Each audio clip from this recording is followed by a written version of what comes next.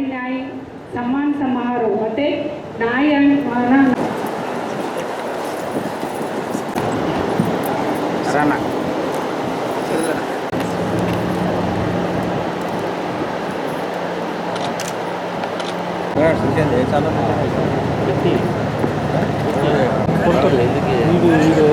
ఫోటోలు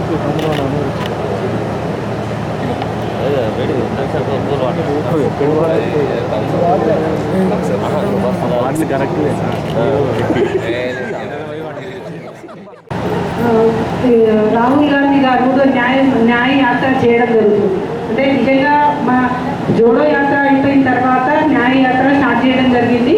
ఆ న్యాయ యాత్ర కూడా కొనసాగిస్తున్నారు. ఈ మహిళలకి బీజేపీ ప్రభుత్వంలో చాలా అత్యాచారాలే కానివ్వండి, ఎన్ని జరగాలో అన్ని జరిగాయి. గుజరాత్లో చూసుకుంటే 34,000 మంది మహిళలు మిస్ అయ్యారు. అలాంటివి బయటకు రావట్లేదు. ఇలాంటి బయటకు రాకుండా ఓన్లీ శ్రీరామ మాత్రమే వస్తుంది. ఇప్పుడు చెప్పిన శిరీష చాలా బాగా మాట్లాడింది. అలాంటివి మాత్రమే బయటకు వస్తుంది. అంటే సోషల్ మీడియా ఉన్నాయి, ఇవి మాత్రం కప్పిపెట్టడం జరుగుతుంది. ఇప్పుడు వచ్చే ఎంపీ ఎలక్షన్స్లో మనం తప్పకుండా వాటిని ముందు ఉంచాలి. అదేవిధంగా మొన్న జరిగిన మణిపూర్ సంఘటన కానివ్వండి, అదేవిధంగా చాలా సంఘటనలు జరుగుతున్నాయి, కానీ ఇవన్నీ దేనికి రెస్పాండ్ కావట్లేదు. మణిపూర్ సంఘటనకు సంబంధించి కూడా పార్లమెంట్లో మాట్లాడమని చెప్తే కూడా కనీసం మాట్లాడలేని పరిస్థితి. రాహుల్ గాంధీ గారు మాట్లాడమని అన్నా 2 minutes కూడా ఇవ్వలేని పరిస్థితి. అంటే మహిళలకు అనేది న్యాయం జరగట్లేదు. ఎక్కడ చూస్తున్నా కానీ అదే అన్యాయం జరుగుతుంది. మహిళల మీద అత్యాచారాలు జరుగుతున్నాయి, కానీ పట్టించుకునే నాదు లేకుండా పోయింది. ఓన్లీ చూడటం మాత్రమే జరుగుతుంది. ఎందుకంటే ఇక్కడ పోయినా కానీ ఏదంటే మొన్న అండమాన్ నికోబార్ పోయిందంట, మా లక్షద్వీప్ పోయిండ్రు, అవన్నీ చూడటం జరుగుతున్నాయి. మొన్న ఏదో సముద్రంలో పోయి అయోధ్య ఏడాది కృష్ణుని దగ్గరికి వెళ్ళి లోపల పోయి జపం చేసి వచ్చినట్టు. అంటే నిజంగా కెమెరా లేదు, లోపలికి పోయి ఎట్లా పెట్టేది, ఒక్కసారి పిఎం లోపలికి ఎలా పోయిన వాడు కాదు.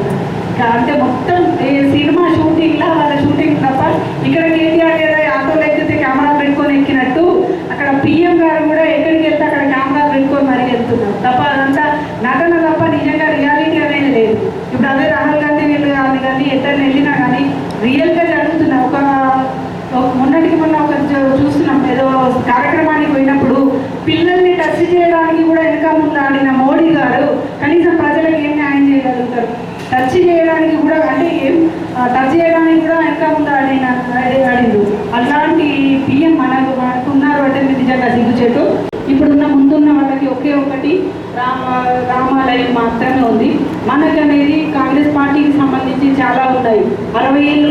9 ఏళ్ళు పరిపాలించిన వాళ్ళకే అంటుంటే మనం 60 ఏళ్ళు పరిపాలించిన మనకి ఎన్ని కారణాలు ఉండాలో ముందు అడుగు వేయడానికి. అలాంటిది 60 ఏళ్ళు సంది మనం ఏం చేస్తామో చెప్పాలి తప్ప మతాలకి అతీతంగా మనం పోతున్నాము. కానీ వాళ్ళు మతం ఒకటి అడ్డు పెట్టుకొని ముందుకెళ్తున్నారు. దీన్ని మనము ఎలాగైనా వాళ్ళకి బుద్ధి చెప్పాల్సిన అవసరం ఉంది.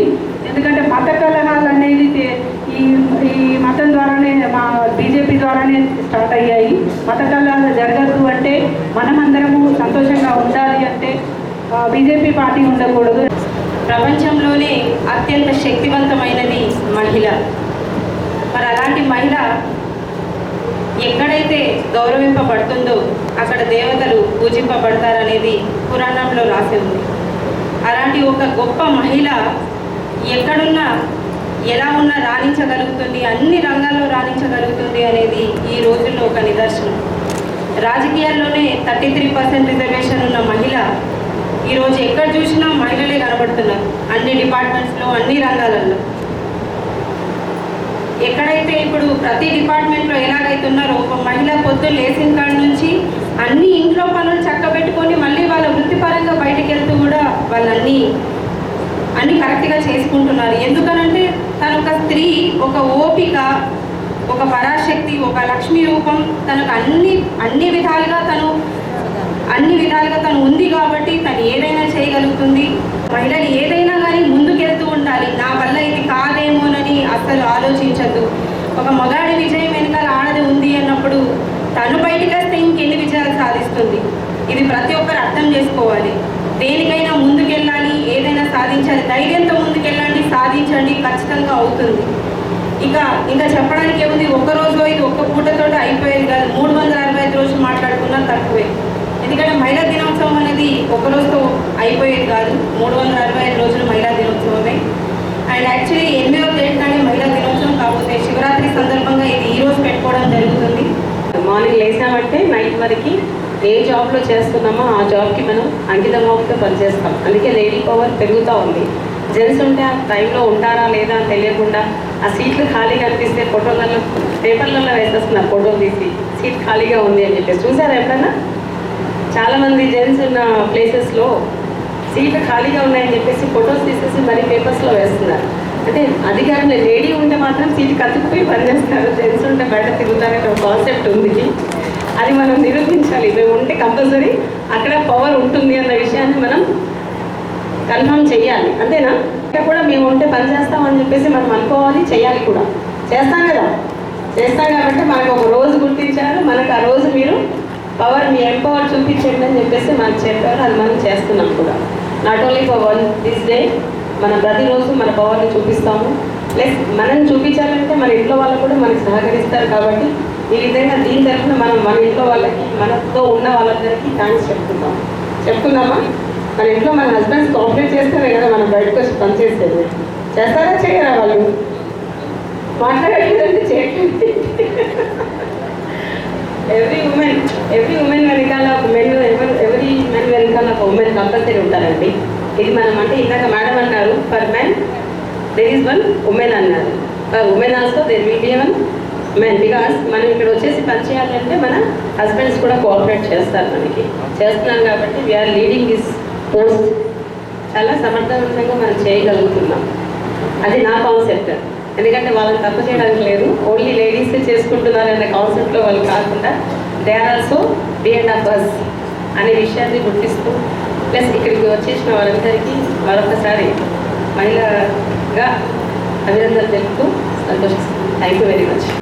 ఈ రాష్ట్రంలో 10 సంవత్సరాలు రాష్ట్రం టీఆర్ఎస్ పార్టీ ప్రభుత్వం అధికారం ఉన్న తర్వాత మార్పు జరిగిందంటే మా తెలంగాణ ఉన్నటువంటి యావత్ మహిళలు, ఆ రోజు రాష్ట్ర ముఖ్యమంత్రిగా ఉన్నటువంటి ప్రస్తుత ముఖ్యమంత్రి రేవంత్ రెడ్డి గారు ఏదైతే మహాలక్ష్మి 6 గ్యారెంటీ పథకాల్లో కూడా మా సోదరిమణులకు అండగా ఉండే కాంగ్రెస్ పార్టీ, మా రైతులకు అండగా ఉండే కాంగ్రెస్ పార్టీ, అన్ని వర్గాలకు మేలు చేసే కాంగ్రెస్ పార్టీ మార్పు కోరాలని తెలంగాణ యావత్ మహిళా లోకం అంతా కూడా మార్పు కోరి ఈ రాష్ట్రంలో కాంగ్రెస్ పార్టీ అధికారం తీసుకొచ్చింది. కాబట్టి ఈరోజు నేను ఎమ్మెల్యే కావాలి అని, ప్రభుత్వం విప్పు కావాలి అని చెప్పి మా మహిళా సోదరులందరూ కూడా నేను మనస్ఫూర్తిగా అభినందిస్తున్నాను. ఎందుకంటే రాష్ట్ర ముఖ్యమంత్రి గారు నిరంతరం ఒక మాట మాట్లాడతారు అసెంబ్లీలో. నేను అసెంబ్లీ జరిగినప్పుడు విప్పు గారిని పక్కన ఉంటాడు, సార్ పక్కన, అసెంబ్లీ అయిపోయిన తర్వాత పక్కన కూర్చుంటారు. కాబట్టి మనం లక్ష్మణ్ కుమార్ రేపు రాబోయే కాలంలో మనం ఎన్నికల్లో కూడా ప్రజలకు మాటించాం. 6 గ్యారెంటీ పథకాలు, 6 గ్యారెంటీ పథకాల్లో ముఖ్యమైన పథకం ఏంటంటే మహాలక్ష్మి పథకం. ప్రతి సోదరిమణికి అకౌంట్ 2,500 రూపాయలు అకౌంట్లో జమ చేయాలి. గ్యాస్ సిలిండర్ 500 రూపాయలకి ఇవ్వాలి. అదేవిధంగా సోదరిమణులకు సంబంధించినటువంటి ఒక నమ్మకాన్ని, విశ్వాసాన్ని తెలంగాణ మహిళా లోకానికి ఇవ్వాలి. ఎందుకంటే ఈ 6 గ్యారెంటీ పథకాల అమలు యొక్క ఏదైతే ఆలోచన, ఏదైతే తెలంగాణ ఇచ్చిన సోనియా గాంధీ ఒక మహిళ, ఆ తల్లి ఆలోచనని అమలు చేసే విధంగా మన ప్రభుత్వం పనిచేస్తుంది. ఆర్థికంగా మన ప్రభుత్వం ఎంత ఒత్తిడి ఉన్నా కూడా 6 గ్యారెంటీ పథకాల్లో 4 గ్యారెంటీ 2 గ్యారెంటీ అయింది, 2 గ్యారెంటీ పథకాలు కూడా త్వరలో అమలు చేస్తాము. మిగతా గ్యారెంటీ పథకాలు కూడా ప్రజలకు ఇచ్చిన మాట, ముఖ్యంగా మా మహిళా సోదరులకు ఇచ్చిన మాట అమలు చేస్తామనే విషయాన్ని ప్రత్యేకంగా ముఖ్యమంత్రి గారు ఎమ్మెల్యేలందరితో మాట్లాడిన విషయం ఈ సందర్భంగా మా మహిళా సోదరులందరూ కూడా నేను మనవి చేసుకుంటున్నాను.